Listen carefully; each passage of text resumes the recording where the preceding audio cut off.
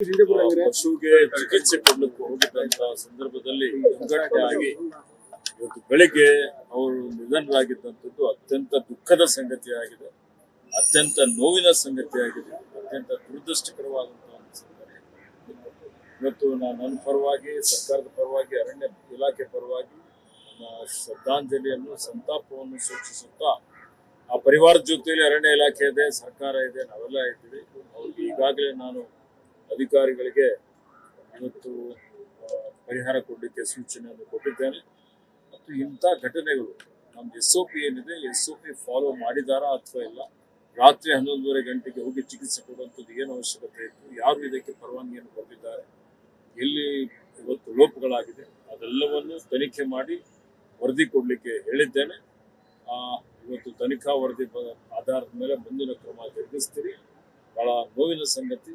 ಇಂಥ ಘಟನೆಗಳು ಪುನರಾವರ್ತನೆ ಆಗದ ರೀತಿಯಲ್ಲಿ ನೋಡಿಕೊಳ್ಳಲಿಕ್ಕೆ ಇವತ್ತೊಂದು ಸಭೆ ಮಾಡಿ ಅಧಿಕಾರಿಗಳಿಗೆ ಸೂಚನೆಯನ್ನು ಕೊಟ್ಟಿದ್ದೇನೆ. ಸರ್, ಈಗ ತಾವು ಪರಿವಾರದವ್ರ ಜೊತೆಗೆ ಏನಾದ್ರು ಮಾತುಕತೆ ನಮ್ಮ ನಾನು ಅವರು ಅಲ್ಲಿಂದ ಮೋಹನ್ ಕೊಂಡಜ್ಜಿ ಅವರು ನನಗೆ ಫೋನ್ ಮಾಡಿದ್ರು, ಪರಿಚಯಿಸ್ತೀನಿ ಒಂದು ಮೃತದೇಹ ಇವತ್ತು ಬೆಂಗಳೂರಿಗೆ ಕಳಿಸುವಂತ ವ್ಯವಸ್ಥೆ ಮಾಡಬೇಕು ಅಂತ ಹೇಳಿದ್ದೇನೆ. ಸೊ ನಾನು ಒಂದು 2 ದಿವಸದಲ್ಲಿ ಪರಿವಾರದವರಿಗೆ ಭೇಟಿ ಆಗ್ತೀನಿ.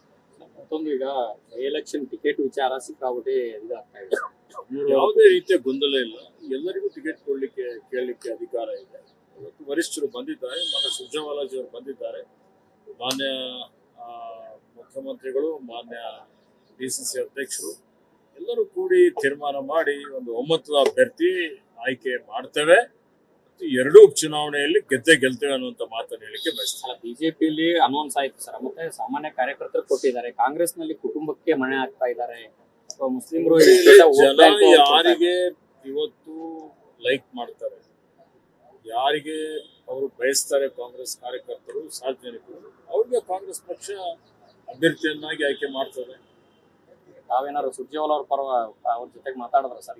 ನಾನು ಮಾತಾಡಿದ್ದೇನೆ ಇವತ್ತು ಬೆಳಿಗ್ಗೆ ಏರ್ಪೋರ್ಟ್ ಅಲ್ಲಿ, ನನ್ನ ಒಂದು ಅಭಿಪ್ರಾಯ ಹೇಳಿದ್ದೇನೆ. ಸರ್, ಗೊಂದಲ ಇಲ್ಲ ಅಂತೀರಾ? ಅಲ್ಲಿ ನೋಡಿದ್ರೆ ಸಮರ್ಥ ಅವರು ನಾಮಪತ್ರ ಸಲ್ಲಿಸಿದ್ದಾರೆ, B ಫಾರ್ಮ್ ಇಲ್ದಿರ.